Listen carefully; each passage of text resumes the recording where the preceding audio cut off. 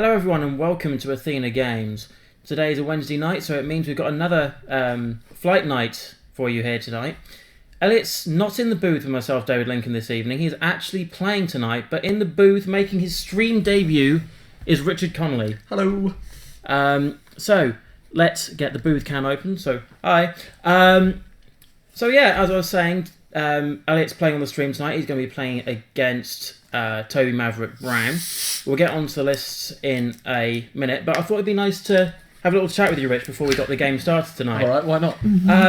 So for people that don't know Richard's been playing quite a lot over the last, year and a half Year now? and a half, roughly. And recently attended the Yavin Regional in, was it Birmingham? Yeah, Birmingham.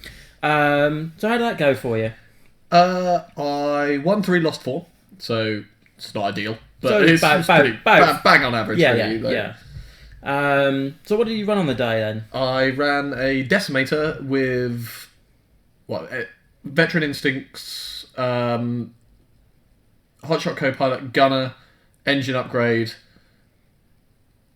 and Rex Labrath with Expertise, a Twin Ion Engine, and the X7 upgrade.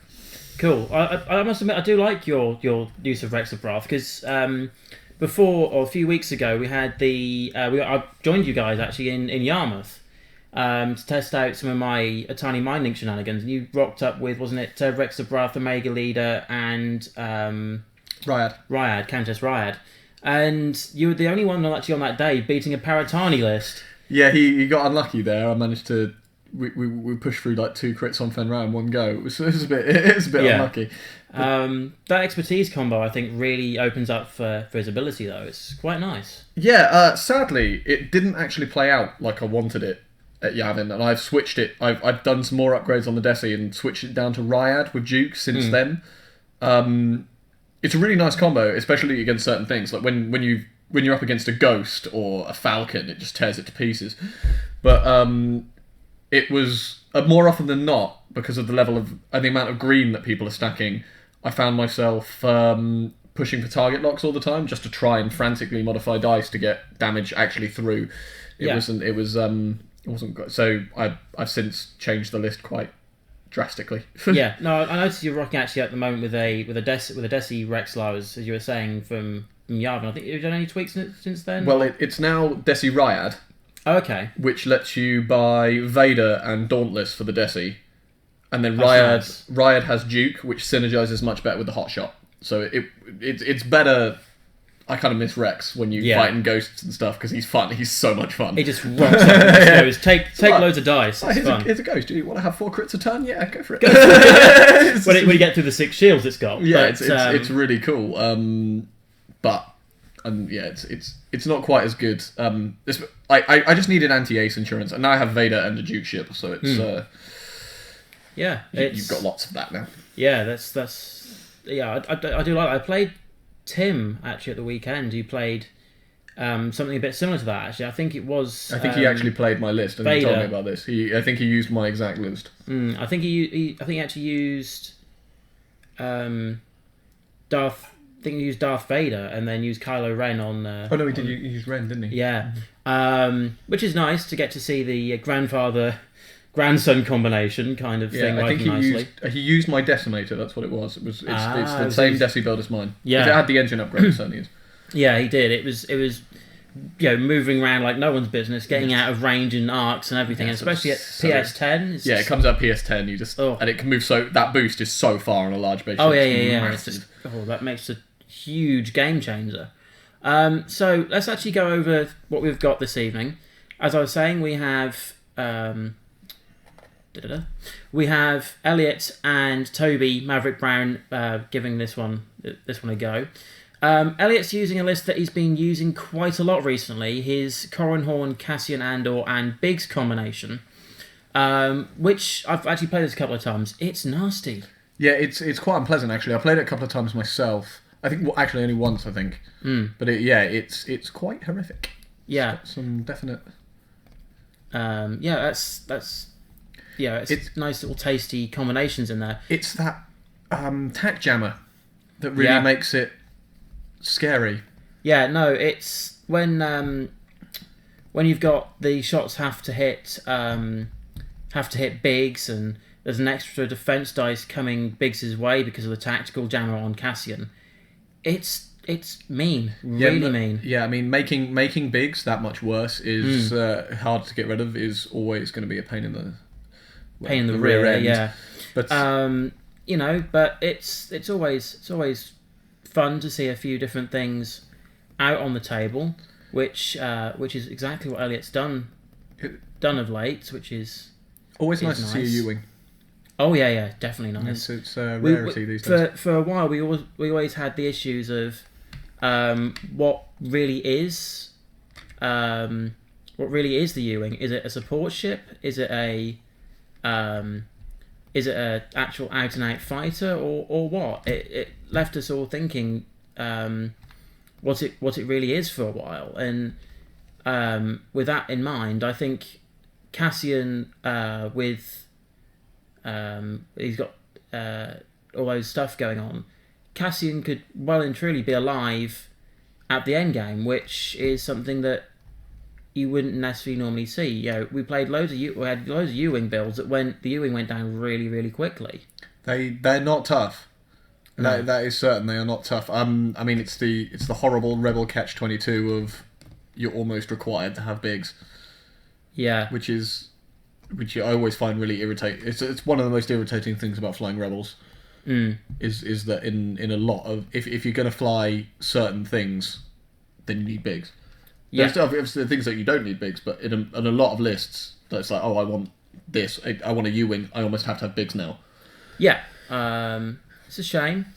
But it's nice to see that. So alongside you got the tack jammer.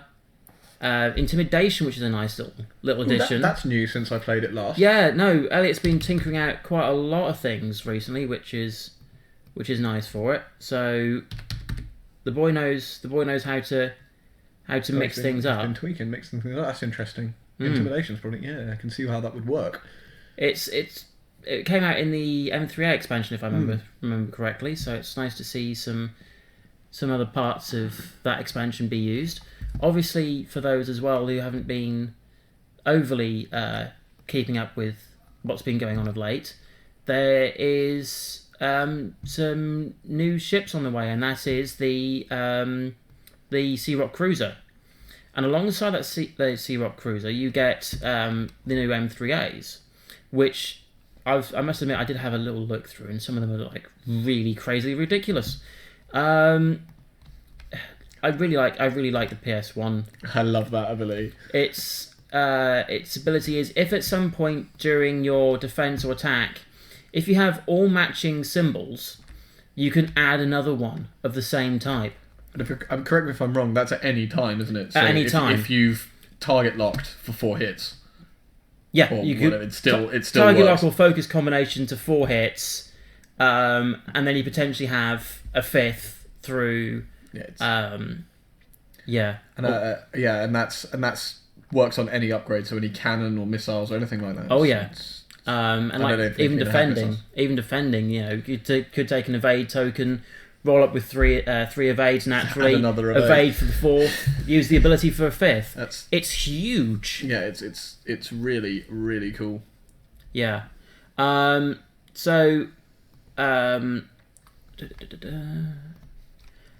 you can see why they had to make that pilot skill 1. Oh yeah, because if they didn't, they would have had a monster. Oh yeah, they would have made a monster. So as we were saying, so Cassian's got the intimidation, tactical jammer, inspiring recruit, which is a really nice addition that actually came out in the U-wing, which is really nice to roll with. That's probably the best card you got in the U-wing upgrade. Yeah. Oh well, there's some debates depending on what else also came out and how you use it.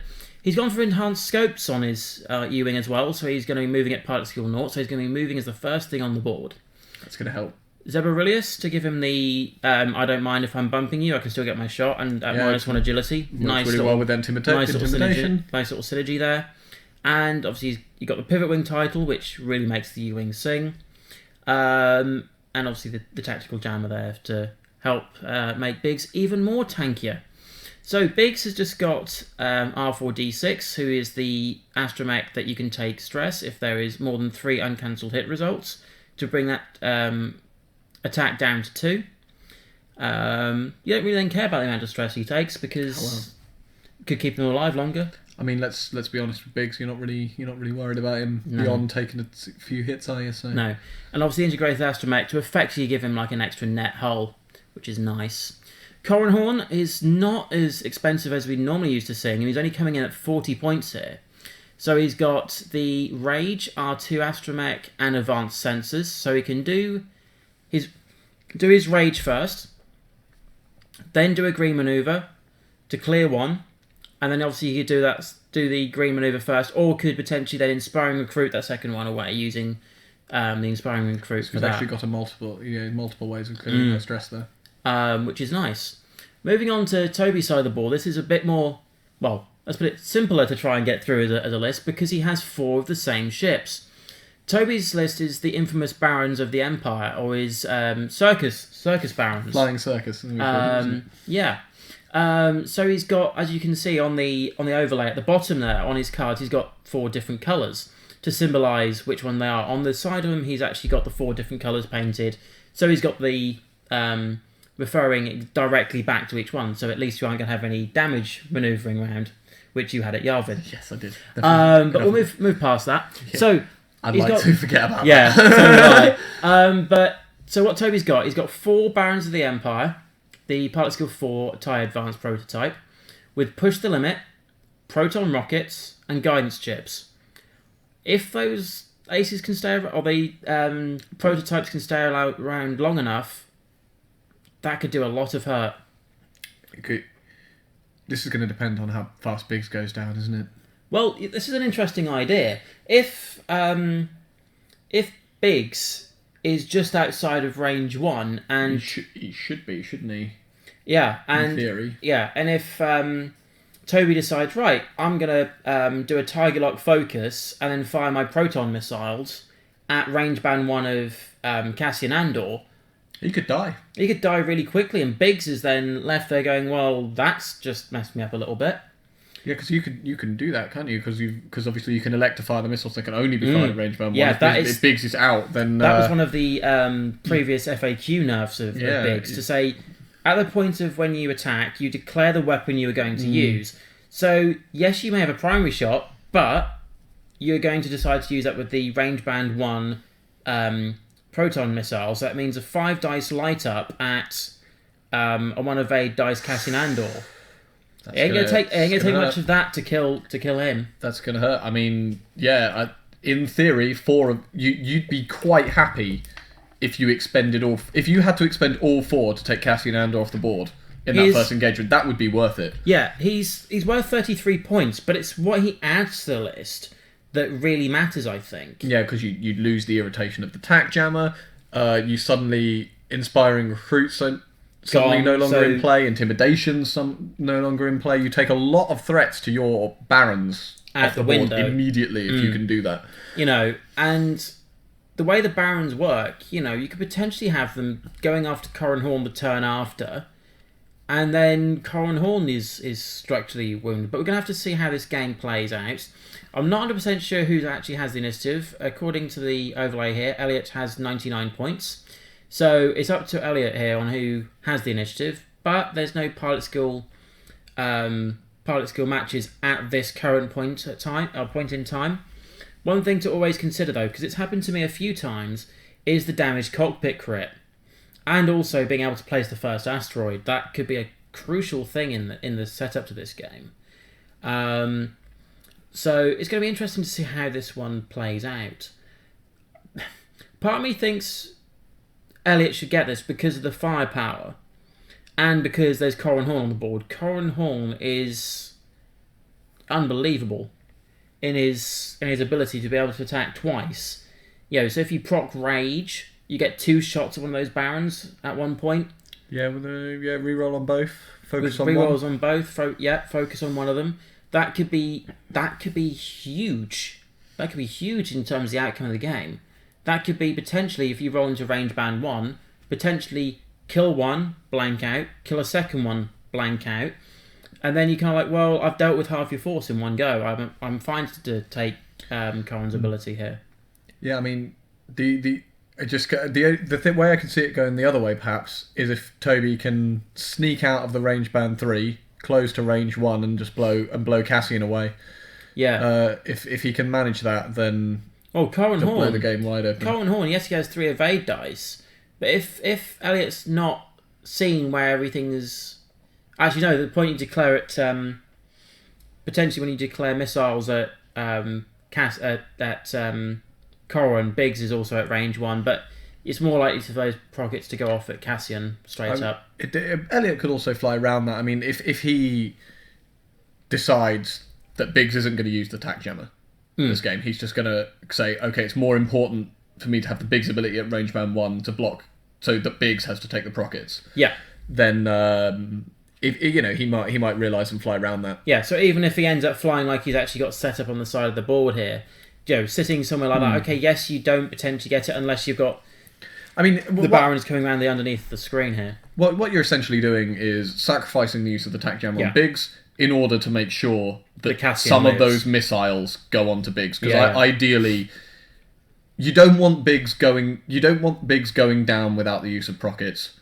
No. You really can't have all 4 of those prockets left for Cassian Andor, because that's going to be too much. Yeah, with only 1 evade dice, realistically, the prockets are rolling at 5, so that's 2, and he has to, if everything goes perfectly, 2 of them will kill him. Yeah, I mean, odds dictate he's going to die to 3. Yeah, it's more likely to die to 3 than he is 2, but the window is there for 2. Yeah, I mean, you've definitely got to fly around the prockets, I think. So it's going to be interesting to see the way it goes. Yeah, it's going to be interesting to see how this one plays out, as you were saying there, Rich.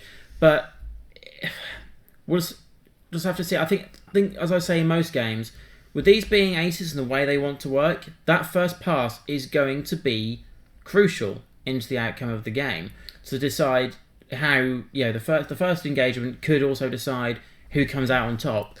I tell you what, you don't want to be bumping a Baron on that U-wing. You do not want to come in too fast. No. That is a dead Baron if you do that. You kind of want to be out at range band 3 to start, or outside, in range band 3 or out of range band 3, then get into 1.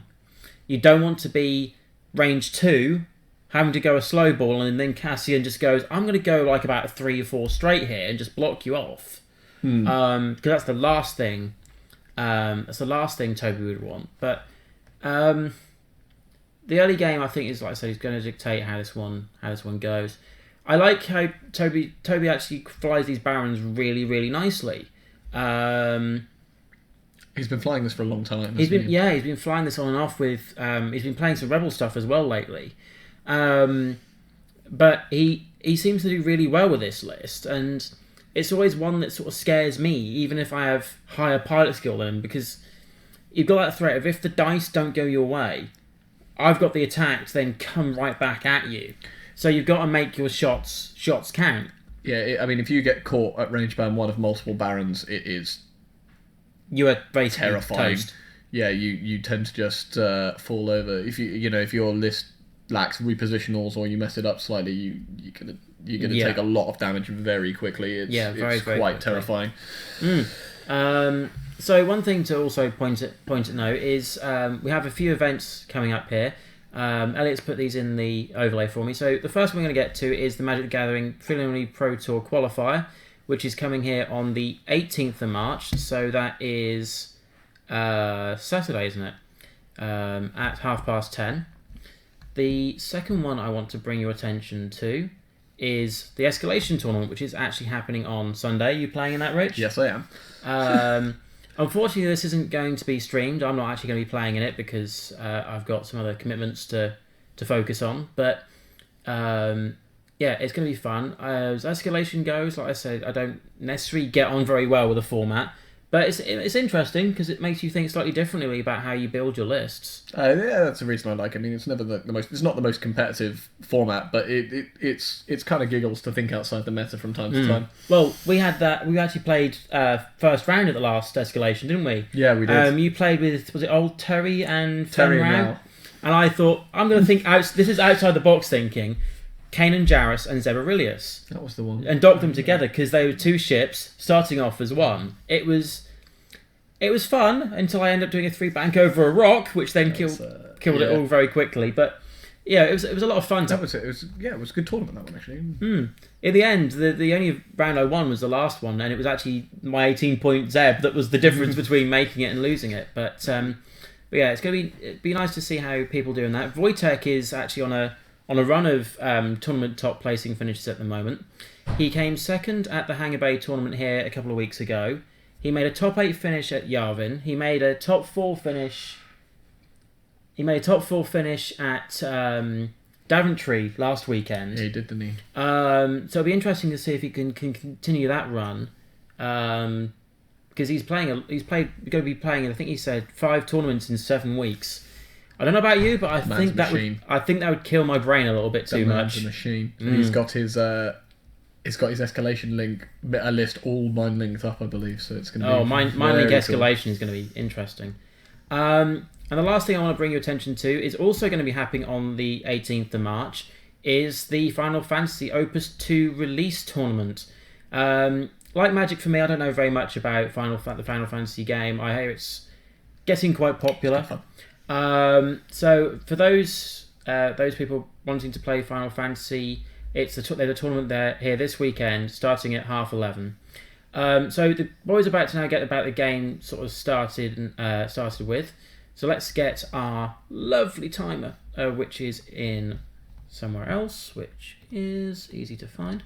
It's a good thing that I've spent a lot of time in here with Elliot, knowing what files are and where they are, so I can bring everything up as required. So,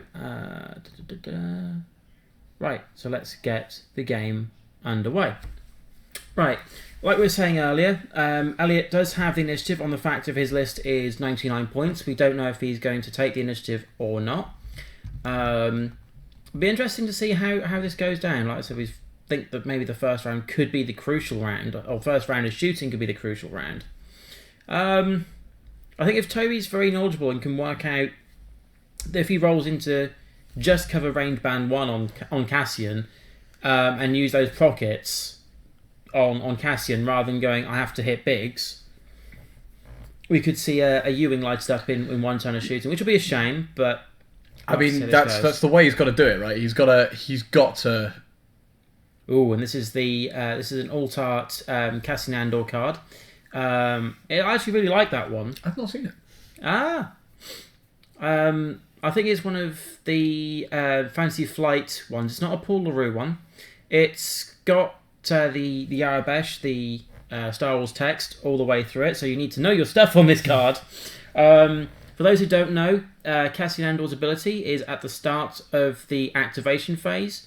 You may remove 1 stress token from a friendly ship at other friendly ship at range band 1 to 2. So he's going to be trying to hopefully get some of that stress taken off on Biggs for when he takes all that damage. Hiya, Jim Mills. It's nice to see you. You were here actually, I believe, last week when we were doing our FAQ release, because there was quite a few things changing in that. So we might allude to a little bit of that tonight as we go through this game. I don't think there's much that's affected here. No, I don't think anything. Not in this game, but I think overall there was quite a lot of stuff that got changed. Especially, we think probably it's a mostly rest in peace Manaru. In terms of her in Paratani certainly. Yeah, in most lists, flying into range band 1 is going to see Manaru go, right, that's tasty. I'm going to now shoot Manaru, lose the efficiency in the list. We also saw Zuckuss got a bit of a nerf that he can only do his ability while stressed. So yeah, while unstressed. Sorry, I apologise. So obviously the first turn he procs it, he'll take 1, 2, 3 stress maybe to make you re-roll your defense dice, but then he can't proc that again until he is unstressed. Do they know to stop? They should do. Okay. I will probably just go back through there in a second if there's no asteroid placement to be made in a minute. But yeah, it'd be interesting to see how some of the new stuff comes into the meta. Like the rewording, huge rewording on Palpatine, for example. Oh, that was big. Massive, Yeah. Massive. But it'll be interesting to see how the FAQ really shapes things up. I think really we're getting back to that point of where aces are going to be powerful and turrets are going to be useful again, especially the TLTs. But we'll just have to see how it goes down. I'm still trying to soldier on with my Scamatani Mindlink stuff, but we'll just have to see how this sort of goes. I think General Hux is going to be big.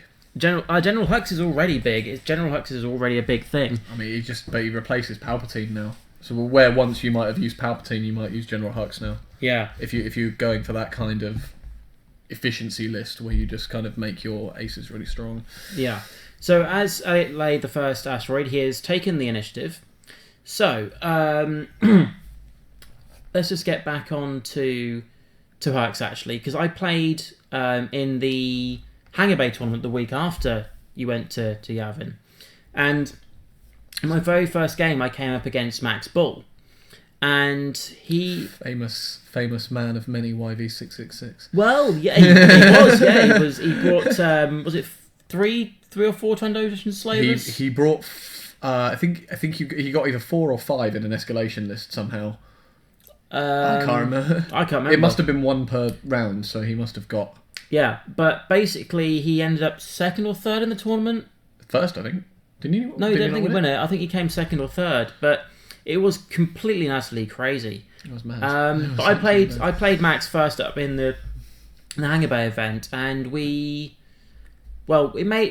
interesting. We ended up on a final salvo situation, which was not looking likely halfway through the game after I lost Kane and Jarrus really, really quickly.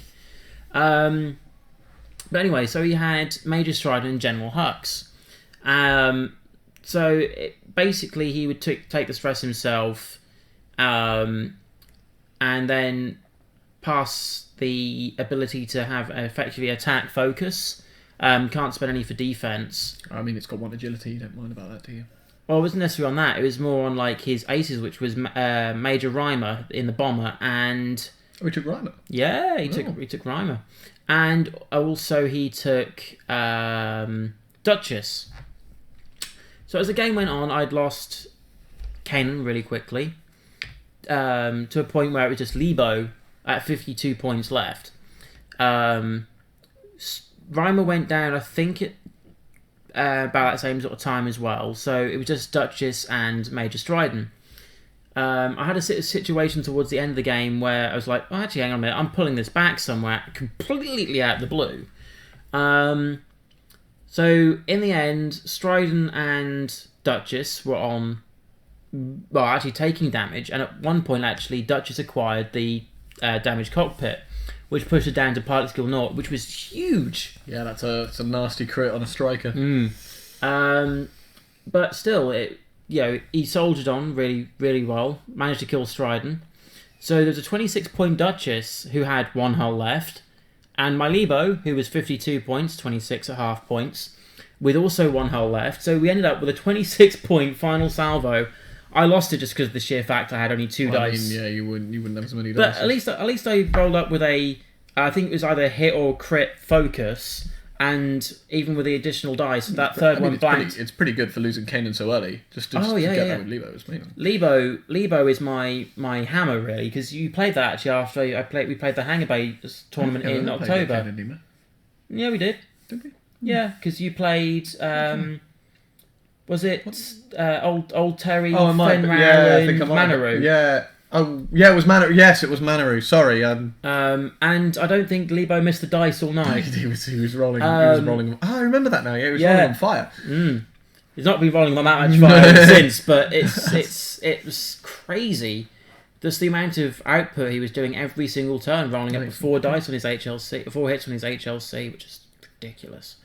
So the boys are setting up and obviously locking in their dials for the first turn here. I think what Elliot's trying to do is, and he's been doing this quite a lot actually, is first turn setting up Cassian, doing a straight manoeuvre, and then harding the Biggs and Corran Horn right behind Cassian Andor. So potentially, he hasn't spotted that he might get Cassian caught at range 1 of the Prockets on a straight joust. I think also the way the asteroids are, I don't think a straight joust favours. It's not. Favours. It's not. I think if Toby slows up the two lower down in the There's something here we haven't considered. That if Toby can get the pair you've just marked with 1 and 2, yeah, potentially with Biggs, which side is Biggs placed on? Biggs is near camera side. Yeah, so nearest the board edge. So in theory, could he get at range 1 of Corran without being at range 1 of Biggs? That is equally with a possibility. Those two, because those two could kill an E-wing. But all he needs is one set of bad dice and 2 Prockets could kill an E-wing. So just to follow up here, Jim Mills. On a Wednesday night, we tend to have a stream game, which is more of a fun kind of night where we just have 2 guys playing off against each other, and it can be against anything or with anything, etc. etc. Yeah. And you know, it's just a little bit of fun, really. Obviously, we've got the escalation tournament at the weekend, so we tend to have some more stream games around the time of the tournaments, just so people can sometimes get list preparation sorted, or hype. Just have or hype, or see if Stephen Sage can break his streak, like we had a few weeks ago. Or see if Stephen Sage can break his streak. Yeah. Ironically, he did just break his streak in the game that followed. He then lost on stream, so he's back playing back on form. Yeah, it's usually fun in terms of may see some crazy combinations. Like, I really like Elliot's list. Elliot's list is really well crazy. thought out. It's really well thought out. And if he can engineer a big bump with that U-wing, it's going to cause serious problems for Toby. I think also the way Toby flies this, the Barons, is his absolute specialty. He loves flying these things. For a while, he loved playing with the Interceptors, and then he tried some stuff out with munitions bombers, and then he came down to the 4 Barons. I mean, the Barons are a good replacement if you enjoyed Interceptors back when they were a bit more valid. All in. I still think Interceptors and the like still sort of have that kind of play in the game, depending on which ones you take. Suntir Fel is always going to work. It's only simply because there are just a few more counters than there have been in the past. Yeah, but they're still valid ships to play. Yeah. There's nothing wrong with playing Interceptors or in this case the Barons or things like that. He's going to try and take this joust. I think what he's trying to do is keep himself out of range band 3. So next turn he can slow roll it up, get the target lock focus, do another slowish move, and then get into position here. But it'll be interesting to see how Toby does this. Does the U-wing? I take it the fastest U-wing maneuver is a 4. It's a 4 straight. Okay, so it doesn't have a 5. No. Yeah, he really has to slowball this, because if Elliot pushes a 4 forward on this U-wing next turn, it's going to close the gap massively. Yeah, Toby needs to avoid a bump. Yep, so we've got 2 Barons going in for the joust and 2 of them in flanking positions, which, to be fair, I don't think is a surprise. I think that's the best way that Toby's got this, I think. Coming round at the side and then boosting in to try and flank off maybe either Corran or coming at the side at Cassian. I think realistically he's going to go for Cassian, but we'll see. I think realistically, if you can kill that U-wing off, you're going to lose pretty much all the utility is going to come falling out of the list. Well, or does he do this 2 ways? Does he decide maybe coming at the side, taking out the 40 points value that Corran is, and then saying to Elliot, if you want to now win this game, you've got to now at least kill 2 of my Barons. With a U-wing and Biggs, it's uphill. There's firepower there in the U-wing. It's just not. The thing is with the U-wing is that the Barons are a lot more capable of hurting it with their standard weapons than they are of hurting a 3 dice, a free green E-wing. Yeah. Because, obviously, if you don't get range band 1, you've got 2 attack dice. It's not great. The odds are suddenly affect. But with one agility, you suddenly have a... Yeah. But at least in a way, Corran Horn doesn't have the boost action, so he's not like, I sit at range band 3 and I get my auto thrusters proc. He is limited by the way the dice roll up and any tokens that he's got there, which obviously there is the evade token that he could do, or he could rage it, so he has a defensive focus mod maybe. But yeah, it'd be interesting to see how this sort of plays out. I think Elliot's going to pull the trigger on the full 4 forwards here. I'd be tempted. I would definitely be tempted. You've got a bit of a duff angle on number 3 though. That's the problem. But the thing is, Toby's list moves first. No, he doesn't, because he's got an enhanced scopes. So he has to move first. So he has come in fast. Yeah, and actually he's tried to cover 2 at the same time. Because he's tried to cover that bad angle on 3. If Toby has slowed balled this, I think he's going to get what he wants with the prockets. Yeah, I think if he does like a 1 or 2 straight, I'm not sure if the a two straight is probably going to be okay. Yeah. Any faster than that, and he's bumped that, which is not. Ooh, hello. That's a strange maneuver. Ooh. This is curious. Does he realise about the range 1 thing? Perhaps he's trying to manipulate arcs, which is clever. I think the thing is, I don't think Toby saw this move. Oh no, he is manipulating arcs. Is that out? That is close. That is really close. I'll be interested to see what he's done with 3 now. I think that's out of arc. Fascinating. Well, if that one's out of arc... He's been clever. He's been a lot clever. He's been a lot more clever than I would have been able to consider. Neither of us saw that. I did not see that coming. That U-wing would have also had to have anticipated that the 2 are going to go shooting straight past him proc is... Now that is a man who can fly some TIE fighters. I did say if the man can, Toby can. That's a big maneuver. That's a big maneuver. The only problem is though, if he's stressed out on that number 4, which he has, because I've now got to switch these numbers over because they switched positions on the board. That's probably going over the asteroid, over the debris cloud, which means you'll take a point of stress for going over it. Yeah, he's probably going. Unless you keep the stress and do a 1 hard, you might get away with a 1 hard.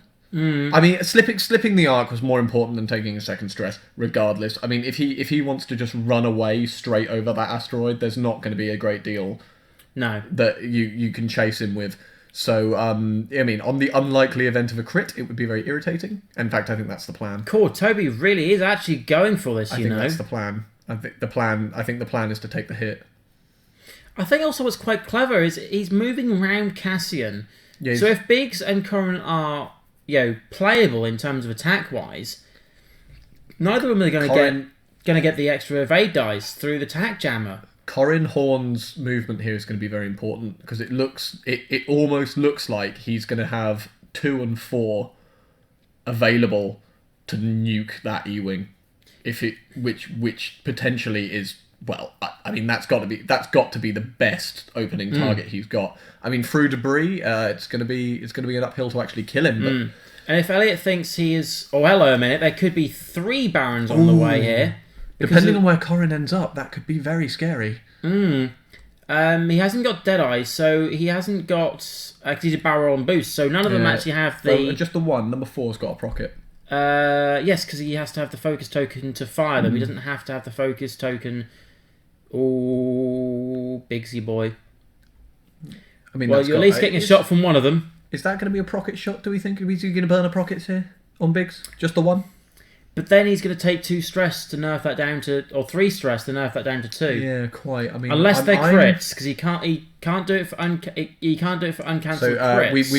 We've got a advanced sensors action advanced from sensors Corran Horn, rage. To rage. So he's going to do his green here to de-stress. And he'll probably use the Inspiring Recruits here, I would have thought. Yep, I would do if it was me. He's rolled them up close. Oh, that number 3's dead. Yeah. I think number 3 might be dead, even potentially before he gets to shoot. I would have thought so. Oh, so he did a wide manoeuvre, so he kept the stress. Yeah, 4 straight on there is white. Banking on that R2 astromech. Well, also, with Cassian's ability at the start of the combat phase, along with Inspiring Recruit, could clear them all. Ooh, reroll those 2. Reroll. Oh, that's pretty good. That's the best you could expect. By the looks of things, that looks like that's 3 no! hits. That's a blank out. He's got 1. Has he got 1? I think that looks like he's saying he's got 1, so that's the 2 shields gone. And a critical is console fire. Ooh, dear. Oh, he's going to have to get rid of that.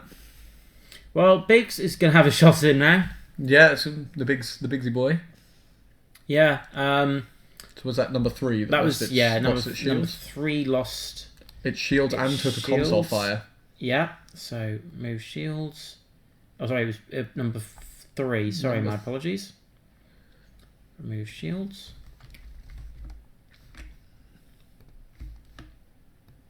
No, he's dead. Oh, and Bigsy Boy rocked up with 4 as well. Oh dear. That's not what Toby wants to see. And it's a direct hit. He's wondering dead anyway. Yeah. 1 Baron down. Still got 3 to go though. It's uphill from here for Toby. It is. He's only got 2 shots now, incidentally. But this might be a check to see if the shot can actually hit Biggs, because he has to shoot Biggs. Yeah, it's going to have to... That one's going to... Number 2's going to have to shoot Biggs here. No, he didn't forget. He did a 4 white straight. It was not a green manoeuvre. That was Elliot's choice to do that, so he got everything that he needed. Obviously, he took a point of stress, but I think he's looking for Cassian here. I like the manoeuvre of going forwards, even though Cassian did a turn. If Corran had turned in, this would have been a very different turn. I think 3 banks would have been interesting, because it would open up potentially the arc to shoot at 2 different ships. So it could be another. Could have been another one down at this turn. But isolating one like that was brilliant, though. Worked out well in his favour. I think there's plenty of evades there, Elliot, so that's fine. Yeah, looked like 3 from a range 2 or 3 shot. Oh no, because it was against Biggs, wasn't it? So it was 2 dice, 3 for range, 4 for tack jammer, maybe. Did he get tack jammer? It might go through. It might just clip the far back edge. If it's clipped the back end of Cassian, it will. Yeah. But cause it another evade plus the debris. It's yeah. And we seem back on dials in any case. Yeah, no, I agree with you there, Chris. That Toby did a really good job there to try and evade Cassian when the likes of Corran and Biggs went and killed one of the Barons, and then he got no damage back in reply. That was huge. We should note that Elliot still has the use of Corran this turn. Yes. It didn't require the double tap. Or he had no other target for his double tap. Yeah, he didn't require it to kill the Baron, so we got him open this turn. Yeah, and if Elliot's thinking about doing the K turn, this would be a good turn to Inspiring Recruit those 2 stress away at the start of the activation phase with Cassian Andor's ability. And then he could potentially pull the full K. Or 3K. He's got both. He's got both, hasn't he? Yes. Okay. So could actually because the defenders you're used to saying defenders, I am aren't you? used to saying defenders. The advanced don't really have access to any way to turn that around. I mean, 2 of them at least are going to be stressed at the end of this round. If you were going to risk a K turn, this would be the turn to do it. Yeah. I think, here we go. Cassian Andor, that's the original version of Cassian, and the alt art is going to Inspiring Recruit those 2 stress away as as mentioned. I think you might be right here. I think the K turn might have just happened. Well, obviously, also the advanced sensors means he could be thinking, I'm going to go for a 2 hard maneuver with the R2 Astromech to advance sensors and another Rage. But at least it leaves him open to that if that's what he's planning on. Ooh, and that bumps, so it's going a bit more straight than that. So it bumps into one of them. I think Toby needs to get some good shots in this turn to help counteract losing that first ace. So he's going to turn his pivot wing title the other way round to the landing side, which means that he can rotate. He can potentially pull that 0K turn. He's thinking a turn ahead here. With the U-wing, with that ability, you have to think one turn ahead, because on one side you have the extra agility dice, so on that stage it was actually rolling with 2 agility dice, if it was defending, of course. Against this turn having 1 evade, but I think Elliot's done the right thing here, because he's predicted, and I think quite rightly, that this turn those Barons are going to be right behind Cassian, and this could actually be interesting, because he's broken up the potential gap here.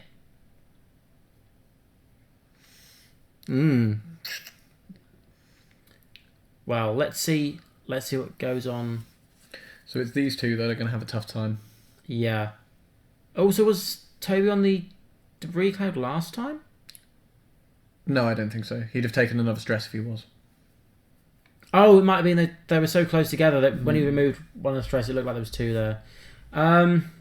Yeah, he's just gone through there, which is obviously a green maneuver for the Baron, so he could reacquire the same stress that he would have lost, so no need to move there. So he's done a 1 hard, which is on the debris cloud, which is bad in some regards. He rolls for the damage of the debris cloud, but I think to be fair, that one was going over it anyway. I mean, not having the shot. Oh, can you shoot on it? You can. Never mind. You can shoot on debris ones. It's the normal asteroids that come in and shoot. That looks like a focus. Yep. So that's not going to trigger. And he's triggering them, obviously, at the end of all their stuff, so it's fine. And the second one was obviously a complete blank. How's the K turn happened? Is that a 4K? It could be. Or is it just a 4 forwards? I think it's a 4K. I think so too. I think it's because of the opening hand that Toby played. I think that's why Elliot was feeling a bit more aggressive this time round. It was a lovely move, slipping the arc of the... I mean, I must admit, I'd have slowballed it and just tried to nuke him, but... It was a beautiful move to get round him like that. Yeah, that is Toby's brilliance with the Barons. He is very, very good at flying these things. They're not necessarily easy to play for your first couple of games with them, but he knows his stuff. He knows what he's doing with them. I must admit, I've never flown one. I've only ever flown the Inquisitor. It's the only one I've ever tried. I've never flown one because I never play really Imperial. So I've flown up against one of you. Also, again at the Hangar Bay tournament where. I managed to eventually kill the Inquisitor. That's 3 hits from... I think we're going to lose another one. Is that Corran? Okay, that looks like it might have been 2 licks of paint there, so that's one shield gone. So this is on number... we lost all our numberings here now, so that's 4 went round there, 1 got stuck on the asteroid. And we've lost a shield. Lost the shield, and on... Oh, and another shield and a damage from Biggs. So the Corran Horn double tap might spell the end of the second Baron without firing ordnance. Yeah, that's going to be huge. So Toby is running out of ships really, really quickly. Yeah, advanced sensors is nice on the E-wing. It's to be honest, it's an upgrade card that I don't use very often, but it's still a really good one because of its ability. No, really. So it's a great upgrade. It's a great upgrade card. So that attack was because they're not range. Biggs is not range bound 1. So this is the pilot skill. The number 1 Baron just flicked 2 shields off Cassian Andor. At least that's something, I suppose. I mean, you've got to eventually you're going to have to kill the Cassian. Whether you do it at the start or you do it at the end is completely and entirely up to you. So you can do it whichever way you like, I suppose. It's probably the same. I mean, you're range bound 3 shot and Biggs. Yeah. or rangebound free shot on Corran. It's through a tack jammer. It's not. Yeah, so it means the number 4 was actually out of arc as well. So only had one shot this turn. Oh dear, that's going to be trouble for Toby. That he's not got very much, and he's lost effectively 2 ships now. He's really got to try and get number 4's prockets off this turn. And Elliot didn't go for the double tap on Corran. He didn't go for the double tap. No, clearly not. So I think we know what's coming up here. Cassian Andor is going to do a Naught maneuver and do it as a K turn, I think. So he's going to be rotating 180 degrees here. So that'll be interesting to see. Well, he'll have to slow ball the. I mean, you could just slow ball the E-wing and the X-wing forward, couldn't you? Just do them as a 1 straight. I can't see a reason why not. And they're green maneuvers, so they remove the stress that they've acquired. I mean, so you might bump Corran on number 4 depending on what he's done to it, but otherwise it's quite safe. If Cassian's going to use the his ability to remove that stress off though, advanced sensors, if he's not bumped to that stage, to do the rage and then green. You don't care at that stage because it's not like you can pull that one stress off Corran. You just pull it off, can't you? And then you can do what he likes. Exactly. So he's wide open. Yeah, it's quite a really efficient list. I like things that are really really efficient. Here we go. Elliot's now using his nice templates here to hold down the U-wing to do its 180 degree turn. I'm supposing also at this point he is going to flip his card and he's at the same point he's opening the wings here to turn it back to the attack one. So he's now got a 2 evading U-wing, which is much better than 1. And Cassian Andoring, he's just taken the stress off. He should have done that at the start of the game, but obviously, as I said, this is a friendly game, so I think Toby's fine with that. I can't imagine he's gonna. I think it's a tournament, though. I think it might be a different matter, but this is not that. No. So he's doing a one hard. Oh, Toby didn't see the. I don't know. Maybe it might have been intentional. Is that a green maneuver for? No, I don't think it is. Or it must have been. Has he removed the stress? Yeah.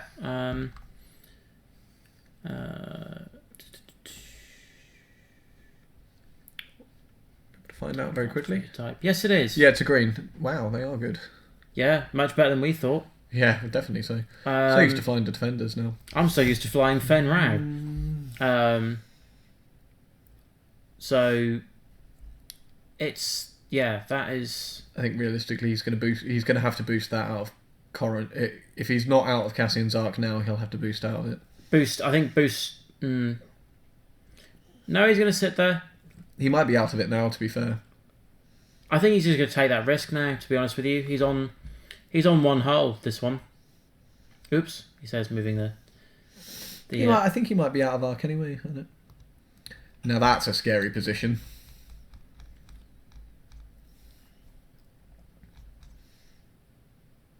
Very scary. If that's... Ooh.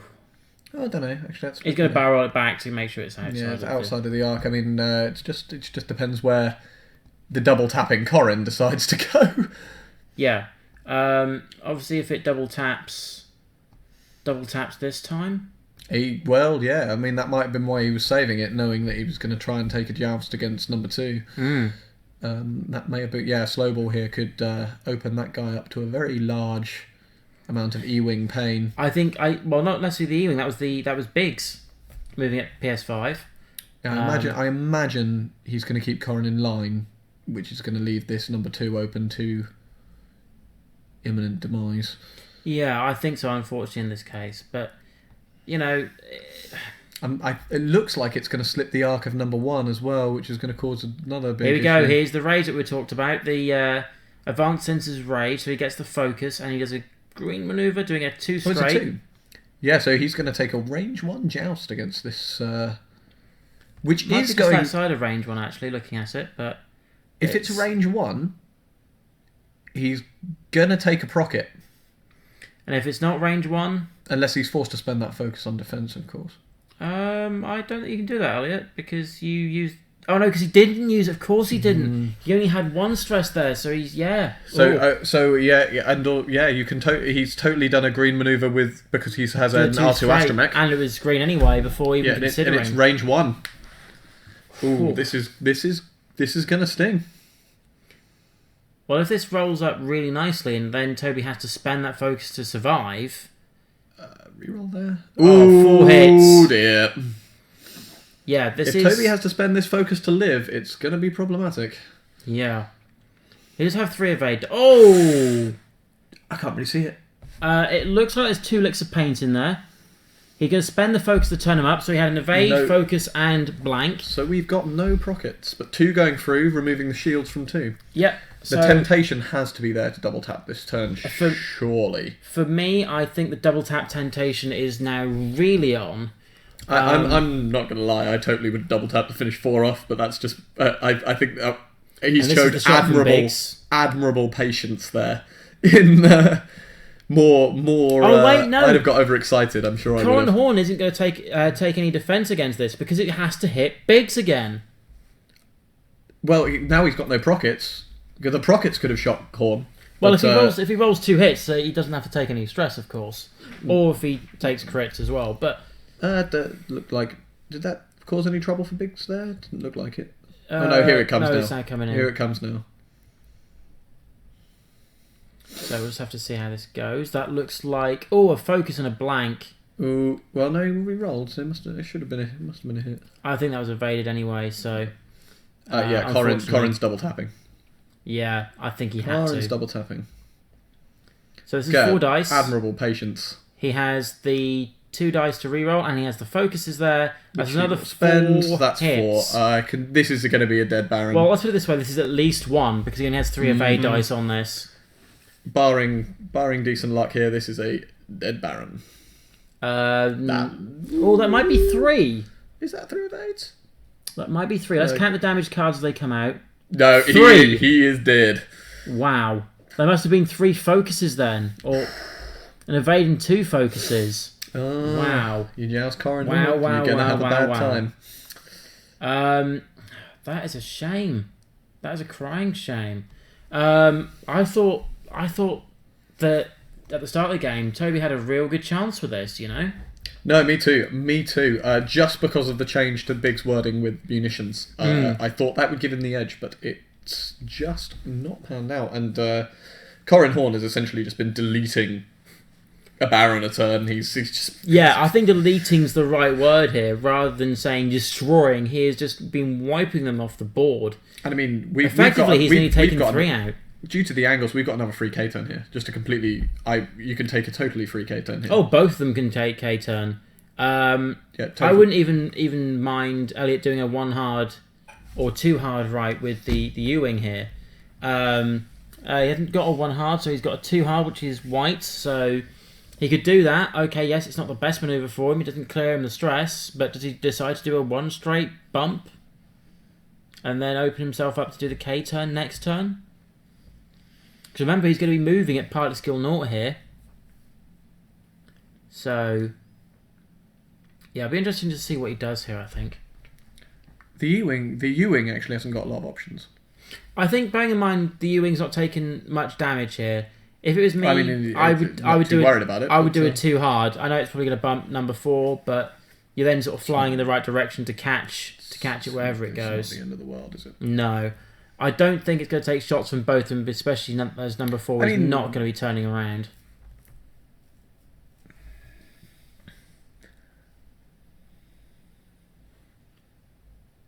What would have been interesting, actually, though, is because obviously number 1 had bumped. If he had 2 turrets alongside this, the intimidation off Cassian would have been in play there, which could have seen that one go down. But yeah, I think this is going to be a real uphill struggle. But we have had games where it's been an uphill struggle, and it looks like it's been a one-way slide, and then completely out of the blue, this is turned. Unfortunately, in this case, I just can't see it. Always done a 1 bank to try and get some angle for when he procs the 0k turn. Yeah, this is going to be it's going to be a 0k turn next turn now for the angle. That's smart. I didn't think about the one bank actually, because that is the only other move than the one straight that that the U-wing has. It's it gives him the angle to an angle for a potential turn. He's not proccing his. Oh, he is now though. Yep. So he's now proccing his U-wing to pivot wing. So yeah, he's set himself up to just turn it round. Yeah, that's a sensible option. So I think both Cassian and Biggs. Oh, and he stopped it again. And that if the K turn happens here, number one's gonna be remember Cassian can't shoot. It's not Cassian that's the issue. The K turns are going to put him in arc, but the intimidation is still going to put that number one on minus agility. So worst case scenario is going to be back up to the natural 3 after getting the +1 from range, but losing the -1 because of intimidation. Is he even going to have range if Corran does a 3K here? Yeah, and that means again that Baron is not going to get a shot.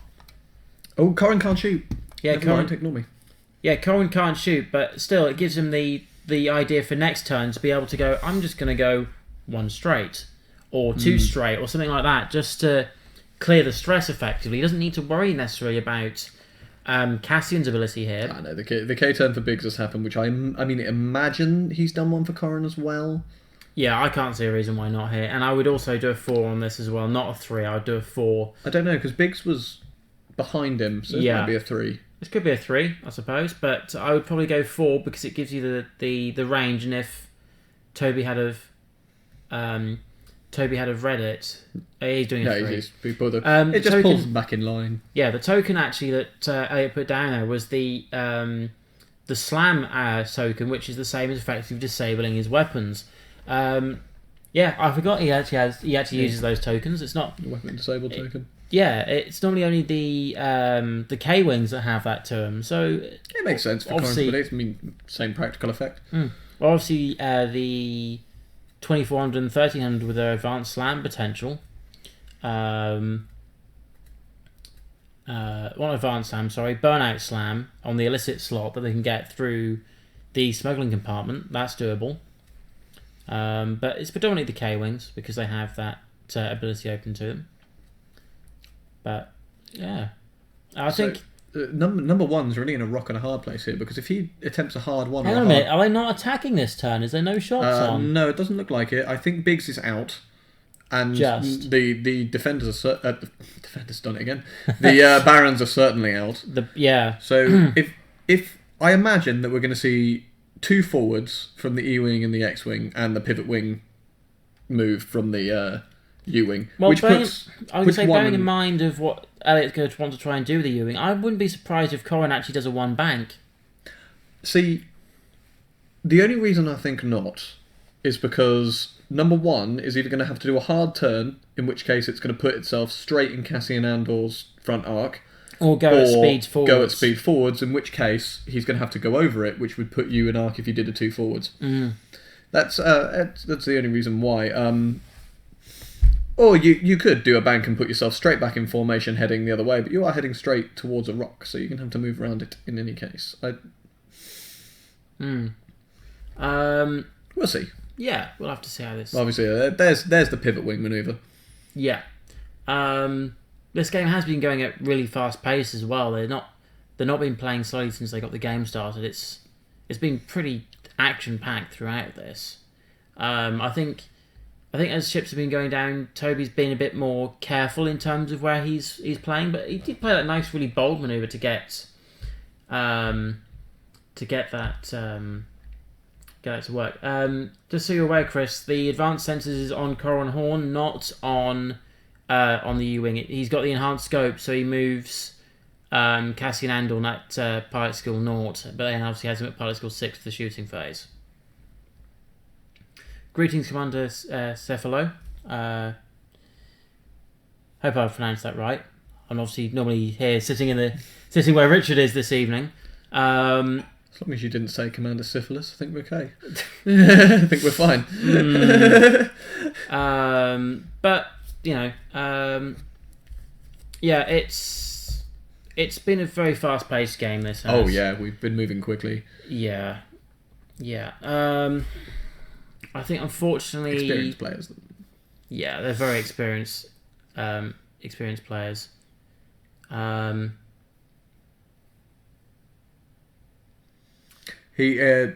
Chris, it's not on. It's not on. It's not on the U-wing. advanced sensors, and not on the U-wing. It is on the E-wing, which is on Corran Horn, obviously. I really like that combo he's got there, though. So he clears the stress, does what he needs to do, then does his green maneuver. It's really clever because it opens up Cassian's ability for Cassian himself or somewhere else. It's just another form of stress control for the list. Yeah, technically you're right there. Actually. Oh, sorry. Is he talking about? Oh yeah. Yeah, the turn before he could have done a done target lock, I suppose, and then not need to worry about the rage.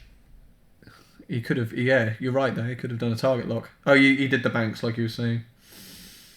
I think the banks are probably the better ones. I think he's got both of them in arc. Well, has Corran done like a 2 I don't know. I'd have been tempted to do 2 straights there. But swings and roundabouts. It's going to be swings and roundabouts at this point. Yeah. I mean, pulling them back in formation is a good idea, and just making sure again. He's being careful, even though he's not overextending. Even though he looks very dominant, I think that's sensible. I mean, making sure you've always got the tack jammer. You want the U-wing in the way pretty much all the time. So it's a smart call. Yeah, this is a really solid list for Elliot. He's been playing it quite a lot over the last few weeks as well. He played myself about 3 or 4 weeks ago, I think now, and yeah, this list is tough. Yeah, it's really tough. I kind of want to play it again now. I do as well. Now we're sitting here and going, I think we know what his tactics are doing. I kind of want to play it again now. He has made, like I say, he's made a few tweaks. Corran's bumped. That's the banks are bumped. That's not too punishing. He has got 1 stress though, because he would have raged before he manoeuvred, then did the 1 bank. So he'll still have the stress. And also because he hasn't used the inspiring recruit, he's going to inspiring recruit those away. Yeah, absolutely. Effectively, he's done everything he needs to do, and he's still able to do it. Yeah, because of the advanced sensors. Yeah. Doesn't really care about bumping now. No, I think also the way Elliot plays this list, I think it's also one of those lists that mess up your own thinking about the target priority, because if you get it wrong, your shots have to go against bigs. And if you try... Because what I tried to do when I played Elliot, I tried to go flank... Talonbane Cobra and Fen Rao round, and I managed to get a couple of shots on Cassian because I was just outside range band 3 on Biggs. Did a little bit of work, not much, but I got a little bit of it out of the way, which was good. I in the end eventually lost, but it did a lot. The trouble is, if you get the opportunity to target something else, but you don't kill it, you risk the run. You risk running into Biggs the next turn, and all those shots being for more or less nothing while you get rid of Biggs. It can mess you up big time. Yeah, flying Biggs behind something like that is very frustrating. Yeah, I had a similar idea actually for the Wave 10 stream. That looks like that's been evaded quite handsomely there by Toby. For the Wave 10 stream that we had about a month or so back now. Blimey, that seemed like ages ago now. Where I used Kanan Jarrus, which, as you know, I love my ghosts. You do love your ghosts. With Captain... Thank you. With Captain Rex and Biggs. So potentially the suppressing fire from Captain Rex, the shots have to hit Biggs through Kanan Jarrus, who Kanan Jarrus will spend a focus token to make that attack with 1 less dice. So potentially in the turn after Captain Rex is triggered, or potentially the same turn with lower pilot skill, you've got those shots coming in with only 1 attack dice on the chain. It was an idea. I haven't actually played it yet, so I need to have a little look at that and see if I can play it at some point. Have you tried the Big Bad Ghost yet? The Big Bad Ghost. The Big Bad Ghost. The one that came second at Yavin. Yeah, the second. What? I built that list about a week or two ago, and I thought to myself, I want to play it at some point. This is it was a really strange, and I always say, looking at the Ghost, having no evades, you have to either be behind a rock or at range band 3 to get one. But he put C3PO on it, and it made you think, surely that isn't going to work. I mean, but it's just with Heresicula plus the Navigator. With the Navigator. With an engine upgrade. And with... and you've got an intelligence operative on the TIE fighter he flies with it. It's just... Yeah, and that TIE fighter obviously being Ahsoka Tano, who can then spend a focus to make something else do an action. Well, that made a boost engine upgrade boosting Ghost. That's a way to get to range band 3 to fire his TLT shots with Zevarius. Doctor had 4 lots, 2 in his combat phase, 2 at the start of the end phase, TLT shots against stuff with accuracy correct to get 2 hits on everything. The aces need to defend every single shot. Yeah, it's mad. It's really good. Just if he's blocked I think is it number 4? It's number 4 that's come back in over there. Yeah, number 4. If he's blocked that with Cassian, if he's blocked Toby's maneuver here, and if he's bumped number 4, I think number 4 is going to get written off. I think at the moment, to be fair, you've got number 1, who's actually the healthier one of the two at the moment. Number 4 took basically all the damage and then ran away and is now coming back and re-engaging with the fight. If he's been blocked into intimidation, number 4 will be written off. Ooh, has he? No, I think he's got away with it. No, I think he's safe. He's safe. But he is at range band 1, right in the sweet spot of that 4 dice. I don't think he's going to get out of that. He can't barrel roll behind it. He can't boost round it. It feels like we're going on that old child story. Yeah. He can't boost round it. He can't barrel roll behind it. I don't think he's going to get away with that. Oh, he might. No. Yeah, I think number 1. He might try a barrel roll for range band 2. Maybe it's not ideal. It's a tough one. It is a really tough call. It might be better just to take focus, evade, and pray. It might. There's going to be a lot of shots having to come in here, and because he can do the 2 actions, the focus and evade is never a bad combination to take. I mean, because number 4 is already so badly hurt. Or is he going to sit here and take an evade action, so he's at further range and potentially having shots coming in at range? Yeah, I think that's it. He can't boost from there. We're looking at the end of a game. If this is he can boost. If this is unfortunate for Toby, this could be the end of it. If 4 takes 1 and dies from the U-wing, potentially the other 2 could just could go after number 1 and double tap it. Yeah, no, I think Toby should have probably stayed where he was and did a focus evade, or at least take the evade after the barrel roll. That's a naked 3 dice. I mean, there's one thing to trust in your dice, but that is scary times. That is putting a lot of trust in those dice, and even Biggs is coming in. Number 1 slipped the arc if he's done the same thing with Corran. If it was me, yeah, but would Elliot have seen that and gone for the also? I imagine he's just kept the formation again. I don't know actually, because it's going to bump. But actually, it's mind bump. Maybe he doesn't. If he had if he uses advanced sensors to barrel roll and then go straight. You have a point. Because if he's anticipated for potentially, I'm going to lock in a straight maneuver and then see what happens. Yeah, so here's the advanced sensors. We'll see. What is the action Chris, here? I agree with you 100%. Here comes the barrel roll. He must be going straight. Yes, you've called this right. This is like a puzzle board. I've only just twigged. It's great fun. Oh no, he's not going to get it. He's not going to get it. But he has avoided the bump by doing that. Yeah. Probably. Yes, he's avoided the bump. So it was a bump avoidance.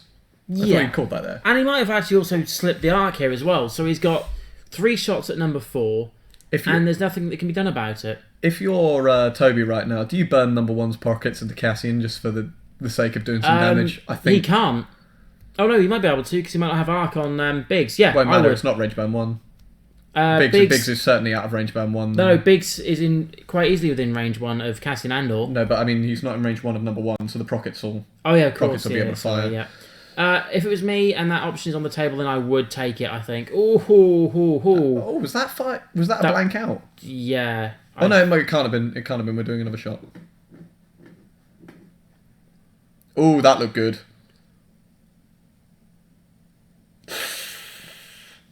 Yeah, you can't slip it. There's nothing you can do.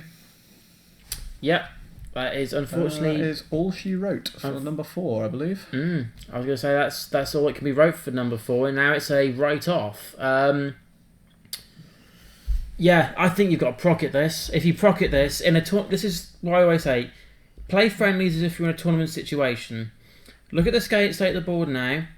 Your best bet is to go for Proton Rocket Shot against Cassian.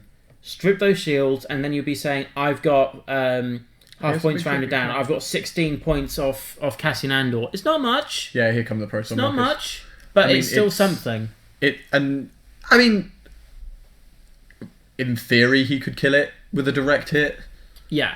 It's astonishingly unlikely. There's a target lock to come in here. Lock in play. And he's also and because he's got the focus. And the proton rockets you don't have to spend. It's one of the very few munitions you don't have to spend what you need. So mostly it's target lock. That's going to be 5. 5. That's definitely Ooh, hang on a minute. If there's crits in there, which there is one, yeah, that's a natural like a focus.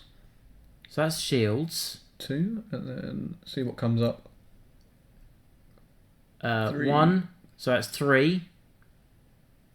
4, 5, and it was a crit. If that's direct hit, this is dead. But I think if that was the case, Elliot would have shown that to the camera and removed the U-wing sharpish.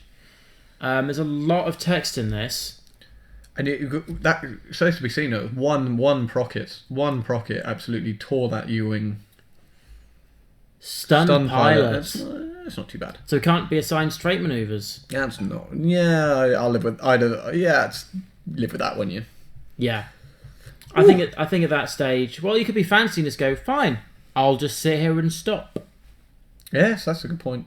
I think I'd be tempted because technically it is not a straight maneuver. It is actually a naught stop maneuver. He could just literally sit there and go, "Okay, Mister." Yeah, that would be my temptation, just to stop. I then do maybe a hard left with Cassian and a 4K turn with Biggs if that is what he's done. Mm-hmm. I think obviously you're looking at the one hard from the. Yeah. So where are we on Cassian? Is he on 1 hull right now? Yes, he actually is. I do apologise. I should have been keeping up with that. He stripped the shields, and then he dealt 3 damage all in all to Cassian. Obviously, I was saying about the direct hit could have been an issue if he'd have received that direct hit. That would have been a dead Cassian. But it's still alive. I think a 1 hard left is about the only shot that Toby's got here. And the other one is going across the asteroid. I think you'd be tempted to pull the full stop, wouldn't you? Because it's going to be hard for that little Baron to get a shot off if he pulls the full stop. Just looking at manoeuvre options. I mean, in theory, you could do... Well, you can't even do that. He's stressed, so you can't pull the K-turn. Nope. So it's... Well, the K-turn, if the U-wing stops, is not going to clear it. Let's just clear it for Audio Weasel. Yeah, there's been a lot of stuff going on at the start of the game. If you watch this back later, the first sort of couple of turns were really interesting. Toby had a nice little bit of manoeuvring and slipped the net with his Barons, but unfortunately he lost the one that he managed to get round one of the sides in that first exchange, and he's then been losing some Barons ever since, really. It's pretty much been a Baron a pass, near enough. Near enough, yes. I think, unfortunately, this is getting really close to the end of the game, which is a shame because Toby's been playing really well. It's his dice that have been letting him down more than anything. Those greens have not been kind. No, his attack dice have been fine in terms of they've done about as good as they could do. He has had a few whiffs on those greens, which has cost him an awful lot. And there's only so much naked greens can do against the raw output of Corran Horn, but it's still.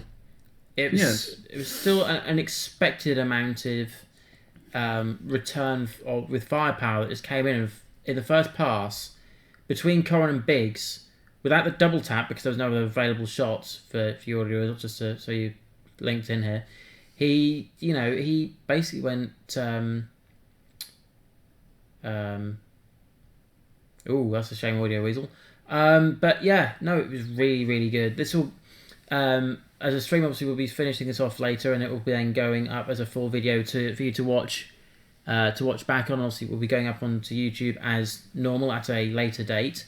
It's been punishing for Toby, unfortunately, and I love his barons. I love, well, what he calls his Flying Circus list. At the side of each of his barons, he's got 4 different colours, which if you look at the left-hand side of the board here, Toby's side of the board, he's got little coloured markings at the top of each of the pilot cards, which makes it easy for him to locate and his opponent to locate which baron is which. Did we just have some Mr. Burns finger tenting from Elliot there? I think we did. Yeah, so here comes the so the pivot wing was actually in, so he can turn yeah, around. he's on the landing side, which is actually what he's got here. I didn't notice that. No, me neither. Baron Python. I like that. Yeah. I don't know where Toby's going to go with this one, though. I think it's got to be a one right, one hard or right, lose engagement, or go one hard left and just lose the engagement, or even a faster hard left and run. Depends. I can't. Oh yeah, it's not one hard right. He's going to be miss the right, rock. but he's going to be right in front. Right in front of the U. Again, there's really no way to slip that U-wing's arc here. Will he go for it again? Will he barrel roll and boost? But even if he barrel rolls and boosts, he's still going to be an arc.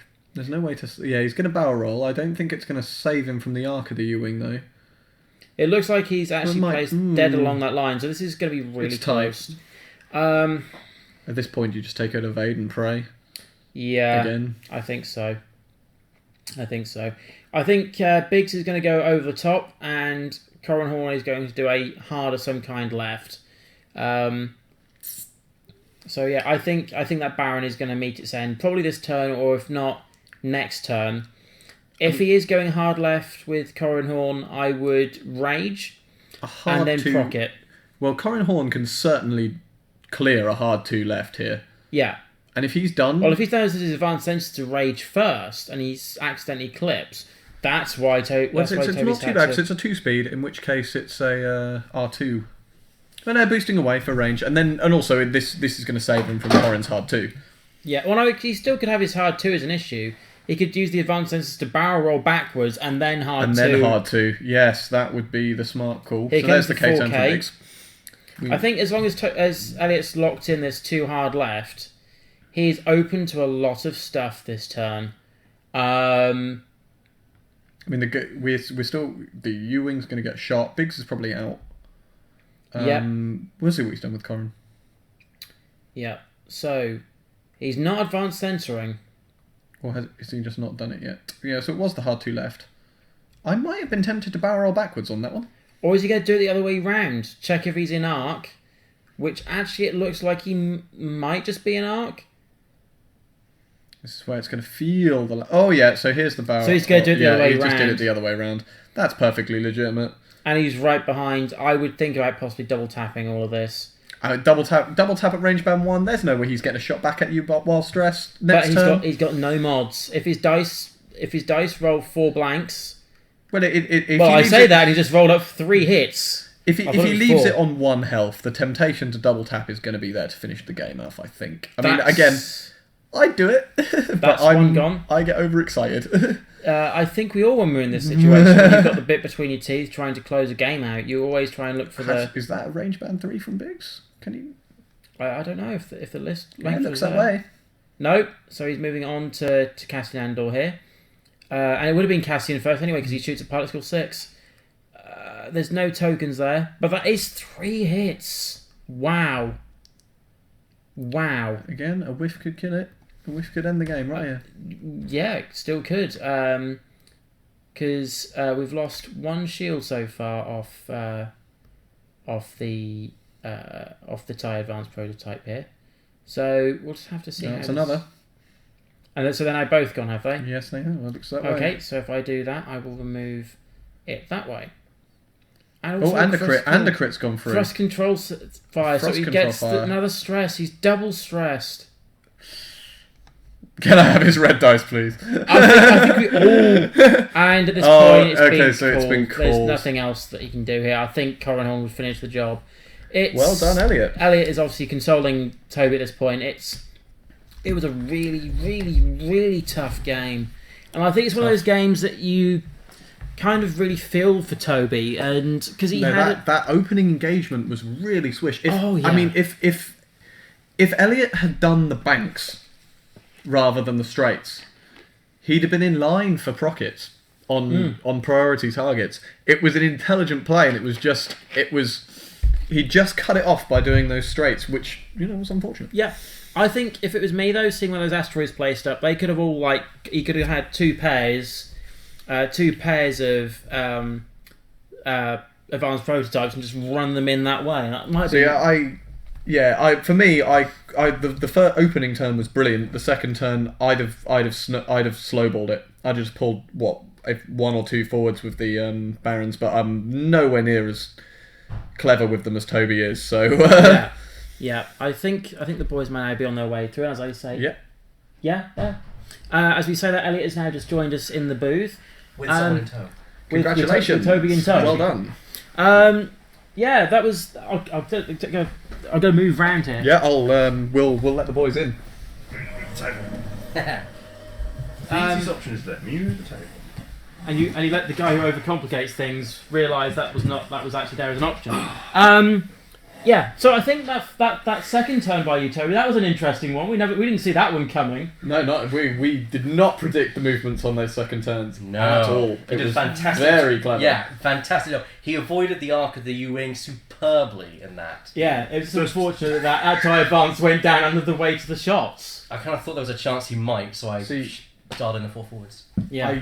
We predicted the slow ball, and then... We see all that. The Biggs is outside of range 2, so you can proc it. Is in range 2, so you can proc it. That was something we were talking about at the start of the game, because with Biggs' ability now, he's saying that Toby could have declared, "I'm going to proc it." Oh wait, Biggs is at range band 2, so I get to unload those. I've always used munitions as a way around Biggs. Unfortunately, with the Baron, it's a one-trick list. It's a one-trick pony, but. If it works, it really works. We thought you might be tempted to try and blow the U-wing out of the sky before anything else. That's what we were wondering whether we predicted it was going to go. Either you'd blow the U-wing out of the sky, you'd be a little bit too close and get caught off by Biggs, or worse, bump the thing. Yeah. Which with intimidation and Zeb is much worse. Oh yes, I've played some matches where they come into play and it is horrible to see that. Because of course you can't shoot back at casting, you have to shoot at Biggs. Yeah. So. I like the way that list is built. We both actually have played against your list in actually two different variants to this. Yeah, yes. I played the much older one. I haven't played it in a while. Yeah, the Intimidate... first iteration, but before Corran was in the list. I played it where Corran was in the list. I think I played Corran, but I definitely didn't play Intimidation Zeb. Oh yeah. Yeah, no, I didn't play Intimidation Zeb either. I think that's new and terrifying. I think I played it as just one of the last times before you actually put this into the list, and it was really interesting because you try and force those blocks and go, I don't care. Yeah. If you have the front arc shots, it's like, well, I get my 4 dice primary against your -1 agility ace. The true championship medal for this build in my mind is the fact that I've made enhanced scopes work. No, you built a budget Corran that works. And a budget Corran, that's true. Obviously, the only other time enhanced scopes works is with the Punisher. Yeah. Which we may see when it comes to the Joker tournament. We will see.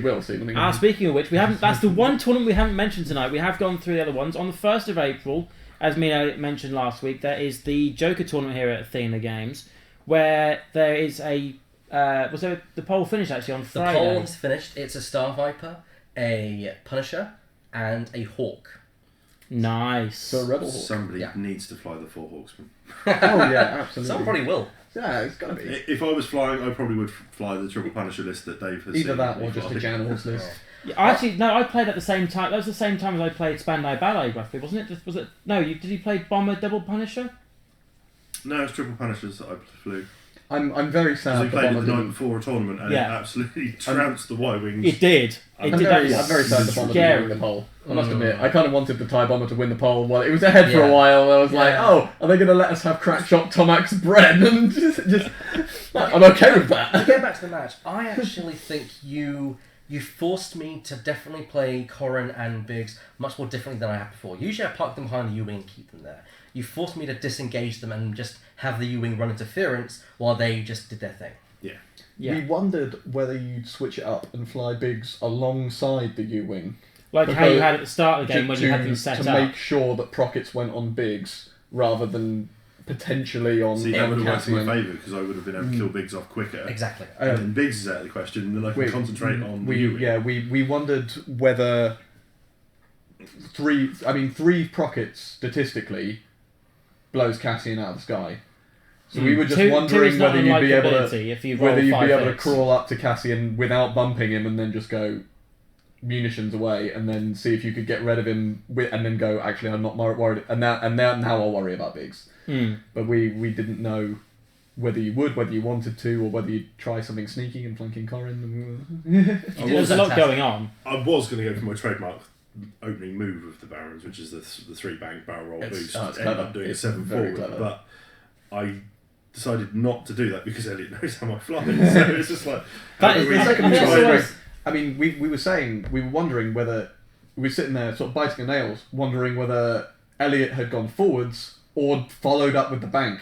Because if you'd followed up with the bank, then Corran is suddenly in Procket range, Yes. which is Dangerous. Yeah. and if Biggs at range band 2, that's really frightening. There was the temptation to do the banks, and usually when I'm keeping the U-Wing with its formation, I am just doing a 1 speed lower in the same maneuver. But I thought if he does manage to somehow flank me, which is an option with the Barons, I know how you fly the Barons, that I thought if I do a 4 forward, I might be able to catch at least one of them, and I did. Saw it coming. That was nice. Well, as I was saying to Elliot, I've been focusing on flying Rebels quite a lot recently because of the Hangar Bay tournament, and I think I just lost my edge with my fast Imperial stuff, which is annoying, but Well, it still means you had the edge. That second turn, I think, really proved that. To be able to see those manoeuvres coming your way, especially that Cassian, a pilot skill 6 guy, using the enhanced scopes to go at pilot skill 0. That is the downside, is that arc dodgers can react to you.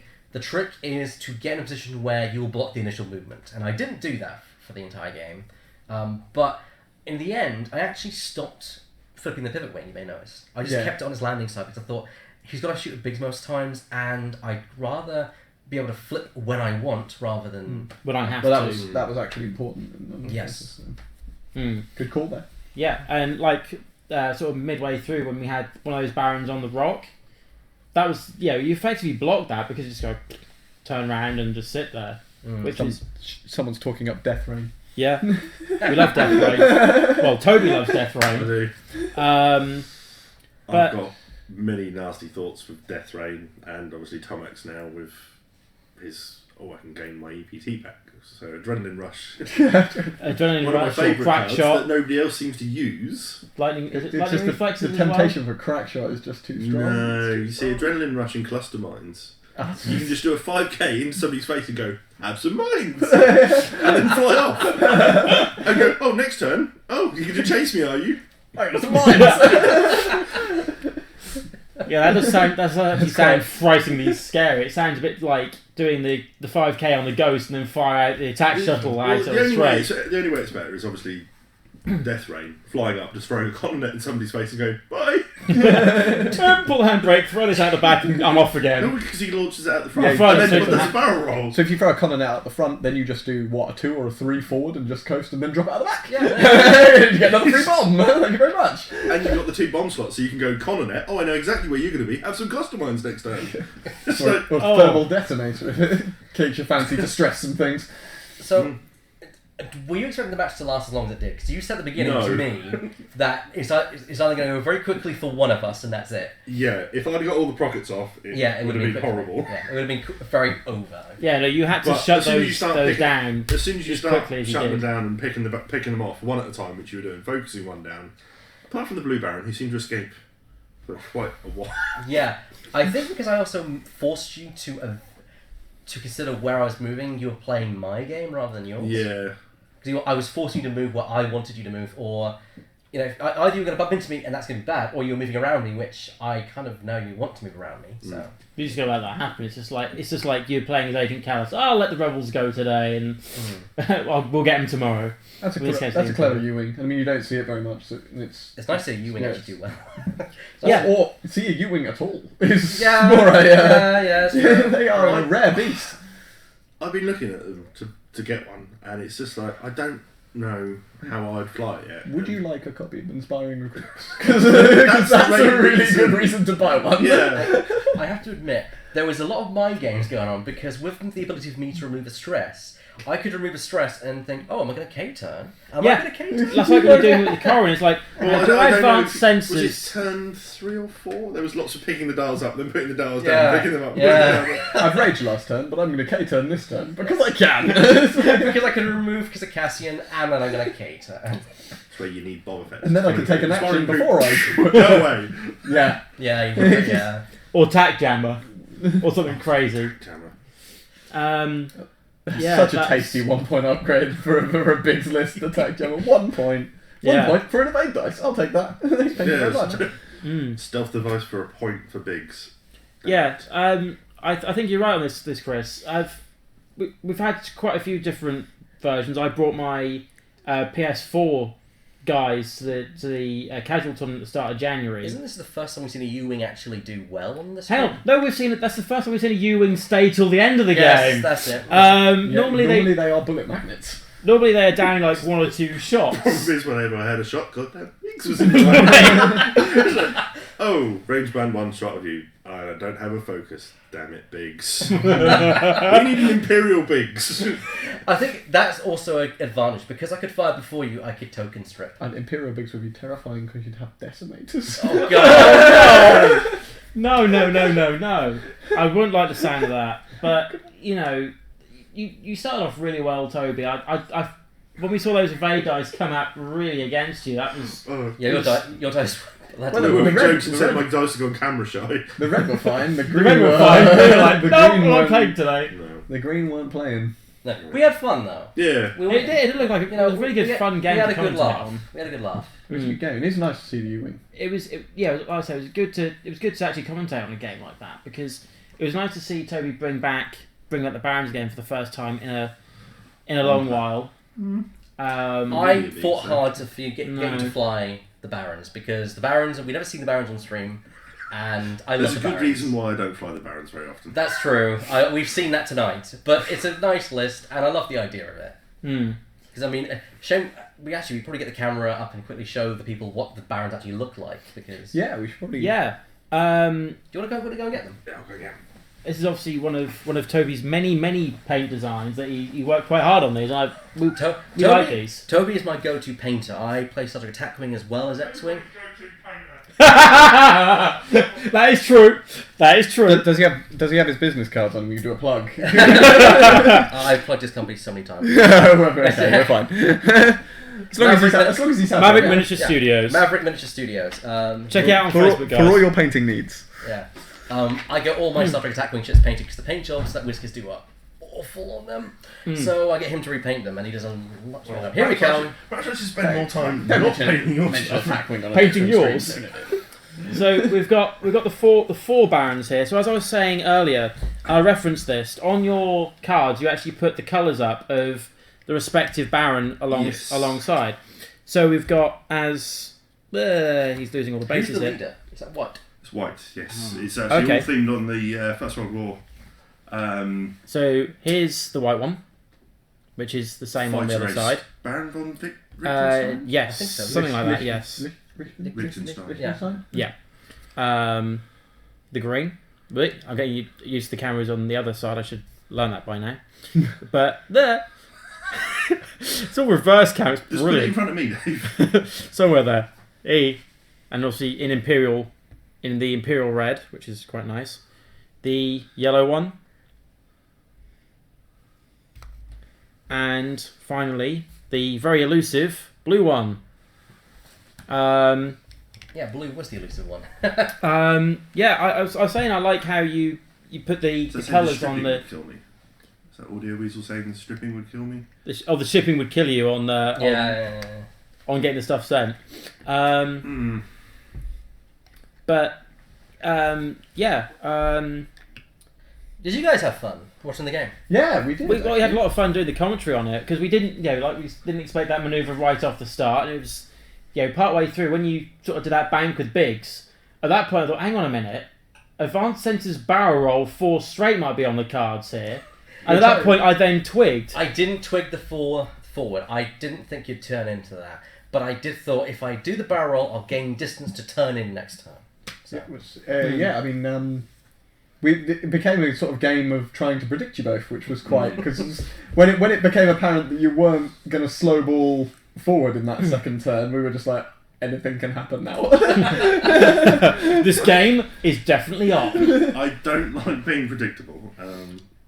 I think when you play people a few times, they start to buy into you. Yes. I know you're going to do a K turn here. I know you're going to want to do this here. He knows how tricksy I can be with things. I know how tricksy you can be with things because I play you enough, Elliot, and you know me well enough to know if there's a ghost in the list, I'll fly it well. I've said this about the sort of little group that we have. We all play each other so much, we actually end up playing mind games on the opposite side of things, rather than thinking that we know how the person's going to do. We think about they know that I know how they're going to fly, so they're going to try and counter that. I suppose that's the local group starts getting inside each other's heads. It's like I know that you know that I know that you're not going to do this. Yeah, this is why I don't fly meta lists. People know I don't fly meta lists. Likewise, join the bus. I try and do silly things. I've got a decimate defender, so I do.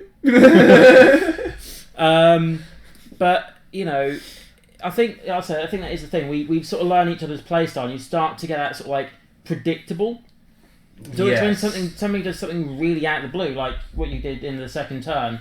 That surprised me. I don't know if that surprised you, Elliot. It did surprise me. I think I did plan a contingency, as you saw, but it did shock me, and it kind of made me think, how am I going to go from here? Because if I'd flipped the tile, then it'd be no problem, because I'd just turn around there and then. But I didn't, because I didn't expect that. If you'd have done the banks, it could have been problematic. Yeah, it's a good call to do the 4 forwards. That was. Yeah, that would have been. You did cover your bases very nicely. I could have lost Corran for that. It would have been potentially. That would have been very bad. Yeah. Well, there goes the main gun, and that's it. So that would have been incredibly problematic. Yeah. I'm not being funny. That double tap with Corran Horn is potentially a dead Baron. Oh yeah, and especially if Elliot cracks it on a turn where he's rage 1 and rage, and pretty much didn't guarantee I kill a Baron. Rage is quite a nice way of giving him a budget. Decent amount of modifications for a single turn. And I actually found, because I played David and I lost the U-wing in that game, but I still somehow managed to come back and win that. It's because I didn't do enough to Corran, and then it was mana was the only thing I had left in the end. That's why. Yeah. Because what are you normally paying for on a Corran? When you build them up, you've got to pay for the FCS. About 40, somewhere between the region of 46 and 50 is normally the region we're talking. This one's really... Look, it's 1 point and 3 points. Because the new one that people are doing is expertise. So you pay for FCS plus expertise, take a target lock, expertise, other target lock, expertise. I flinch at paying that many points. But it's so many points for someone who's got 2 hard ones. Yeah, I'm going to say, I've said this several times actually on the stream, I'm going to say it again, I think if you start to make him an unbudget Corran, so the standardised like 50 point kind of Corran build, you're starting to get, as your mate Gareth actually said Toby, he said, Corran Horn built that way is the small ship you want to take when you don't want to fly a big ship, a second big ship.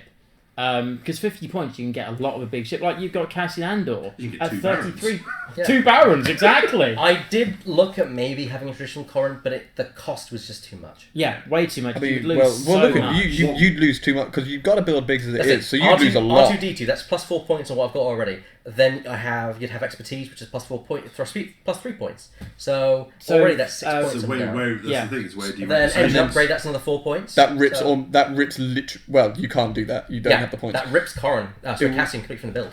So or bigs, you lose bigs and losing bigs would not be worth squishy. it. I mean, the only thing you could potentially fit in if you took away bigs and full build Horan would be Sabine's tie. The entire build hinges around Biggs, because Biggs is there because you want to you have to kill Biggs, but then when you kill Biggs, It's, well, I kind of want to kill Corran, but if he's getting extra dice when I shoot at Cassian. 4 dice, I mean, it's quite a lot. Yeah. So And then, and then also, also with that, it's Biggs is even harder. Yeah. I think we have the potential of a start of a beat this list thing again. I don't think so. I don't think this is unbeatable. I've been beaten with this a couple of times, but it has done very well. But it has got that going. It makes me want to try and build something. It's one of the few times I've built a list and stuck with it. I think the star of that show is the Ewing. Oh, yeah. Just because. Yeah, I mean, everyone knows that Corran Horn is good. Oh yeah. Corran Horn is just an amazing ship.